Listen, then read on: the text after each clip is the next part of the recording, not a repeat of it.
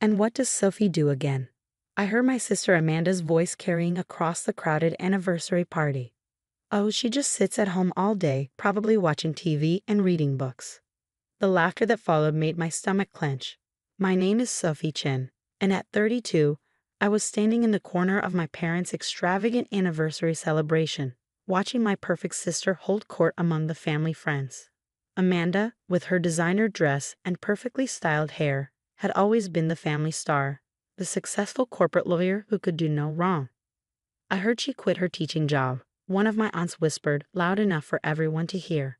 Such a shame, she had such potential. Amanda's smile widened. Well, you know, Sophie, she never could handle pressure.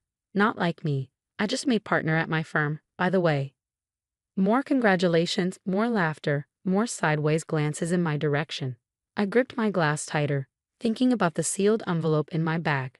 The one I'd been planning to share with my family tonight, before Amanda turned the celebration into another opportunity to shine at my expense. At least she married well, my mother added, trying to soften the blow but somehow making it worse.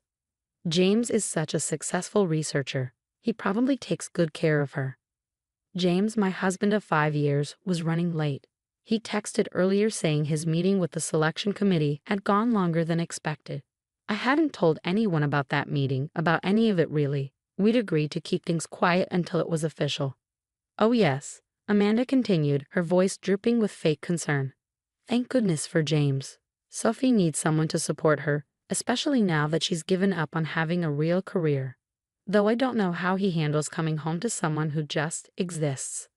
I thought about the laboratory hidden in our basement, the years of research, the late nights and early mornings, the breakthrough that had changed everything.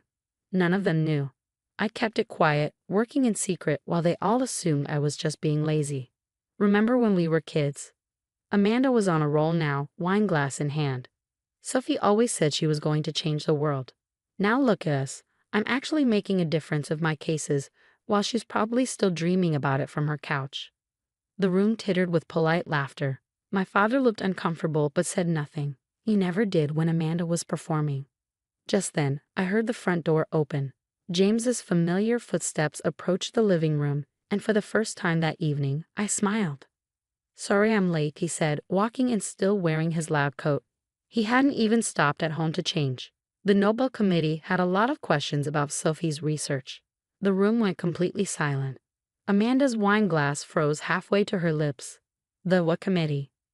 James looked around the room, taking in the shocked faces. Then his eyes found mine, and I gave him a small nod. We hadn't planned to announce it this way, but after Amanda's performance, the timing felt perfect. The Nobel Prize Committee, he repeated, louder this time.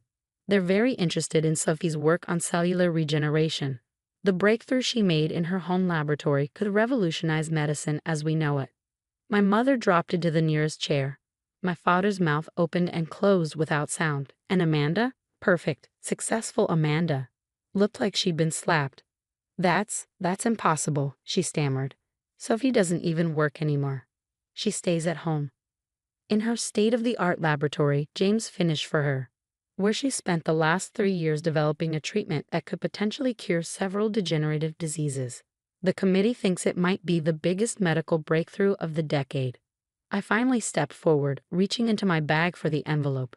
I was going to announce it tonight. After the anniversary toast, I said, my voice steady. The nomination was just confirmed this morning. The silence in the room was deafening. Years of snide comments, of being the family disappointment, of hearing Amanda's backhanded remarks about my wasted potential, all of it hung in the air between us.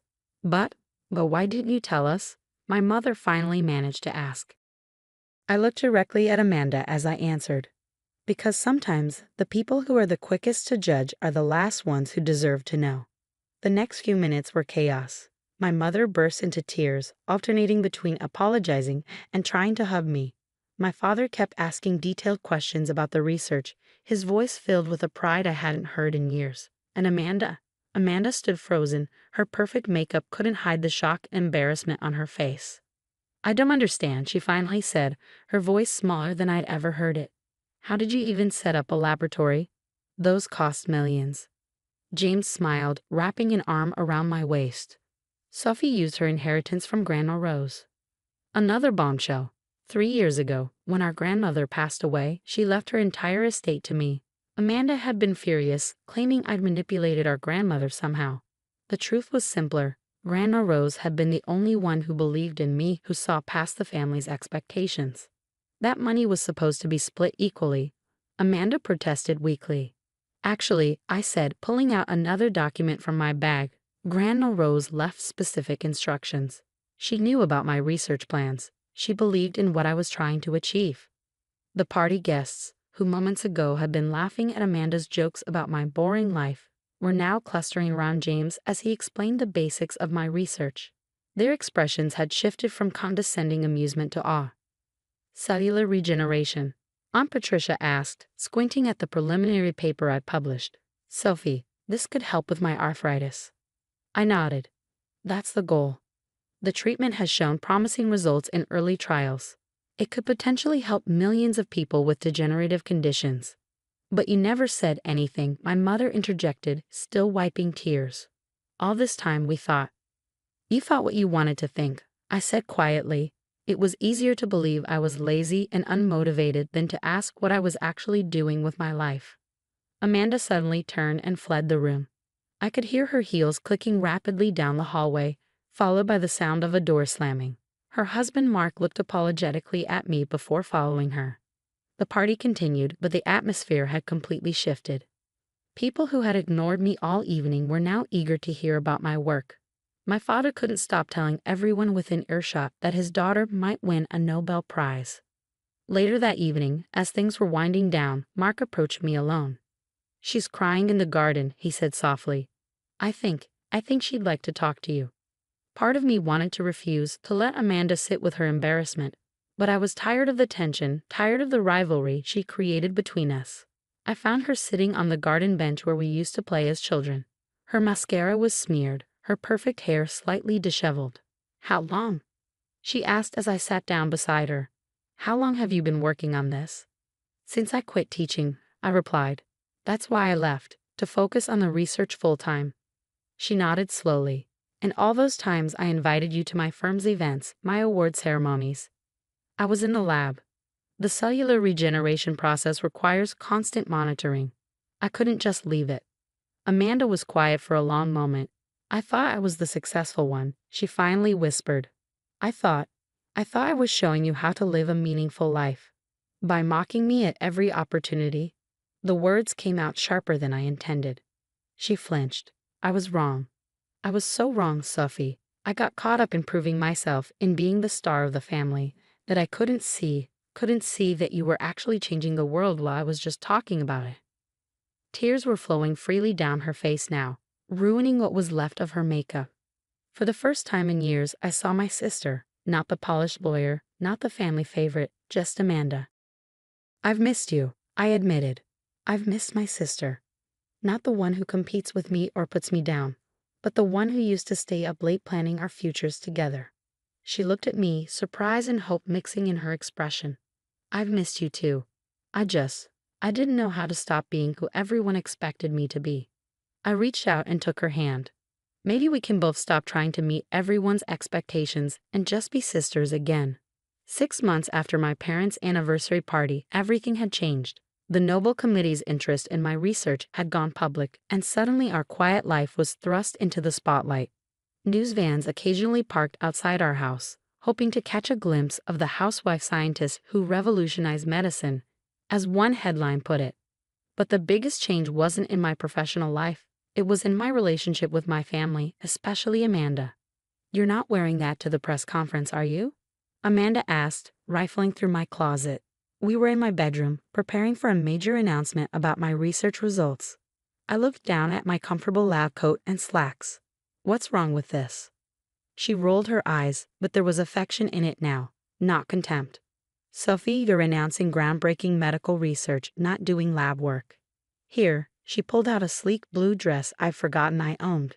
This screams brilliant scientist who's about to change the world. It was strange, this new dynamic between us. Amanda had channeled her organizational skills and legal expertise into helping me navigate the sudden publicity. She'd become my unofficial PR manager, handling media requests and making sure I was protected legally. The university called again, she said, helping me with my hair. They want to offer you a research position. Full funding, your own lab. I shook my head. I prefer working from home. Grandma Rose believed in my vision of accessible research, remember. Big institutions come with too many strings attached. Amanda nodded, understanding now in a way she never would have 6 months ago. Speaking of Grandma Rose, she reached into her bag. I found this while cleaning out my office. She handed me an old photograph. It showed us as children, maybe 7 and 9, standing in Grandma Rose's garden. We were both covered in dirt, proudly holding up some wilted flowers we'd replanted. Remember how you always wanted to know why the flowers died even though we watered them? Amanda laughed. You were researching even then, weren't you? I smiled at the memory. And you were always organizing our expeditions, making sure we had snacks and tools. We made a good team back then, she said softly. I'm sorry I forgot that. Before I could respond, James poked his head in. They're ready for us downstairs. The press is waiting. The press conference was being held in our converted garage, now a proper media room. As I walked in, I saw my parents sitting in the front row. Mom was clutching Dad's hand, both of them beaming with genuine pride, not just in my accomplishments, but in who I was. I took my place at the podium, Amanda standing supportively to my right, James to my left. The room fell silent as I began to speak. 3 years ago, I started this research with a dream of helping people. Today, I'm pleased to announce that our clinical trials have shown a 94% success rate in treating degenerative cellular conditions. As I outlined the results, I could see Aunt Patricia in the audience, crying quietly. She'd been one of the first trial participants, and her arthritis was now in complete remission. After the formal announcement during the question and answer session, a reporter raised his hand. Ms. Chen, how do you respond to those who called you just a housewife when your research first came to light? Before I could answer, Amanda stepped forward. My sister has never been just anything. She saw a problem and worked to solve it, regardless of what anyone thought. That's not being a housewife or a scientist. That's being a visionary. I squeezed her hand gratefully, remembering all the times she dismissed me as just sitting at home. Her public support now meant more than any scientific recognition. Later that evening, our family gathered in the garden, the same garden where Amanda and I had reconciled 6 months ago. Mom had prepared a small celebration, nothing like the elaborate anniversary party, but somehow more meaningful. To Sophie, Dad raised his glass, who taught us all that success doesn't always look the way we expect it to. And to family, I added, looking at Amanda, who can learn to see each other clearly, even if it takes a while. Amanda wiped a tear from her eye, trying to maintain her composure. I have one more surprise, she announced. I've decided to scale back at the firm. I'm going to focus on helping Sophie set up a foundation for accessible medical research. If you'll have me as a partner, sis. I hugged her tightly, remembering the little girls in the photograph, working together in Grandma Rose's garden. I thought you'd never ask. Looking around at my family, really seeing them, and feeling truly seen in return, I realized that sometimes the greatest breakthroughs aren't just about science. Sometimes they're about breaking through the walls we build around our hearts, about giving people the chance to surprise us, to grow, to become better versions of themselves. And sometimes the most important discoveries happen not in a laboratory, but in our own backyard.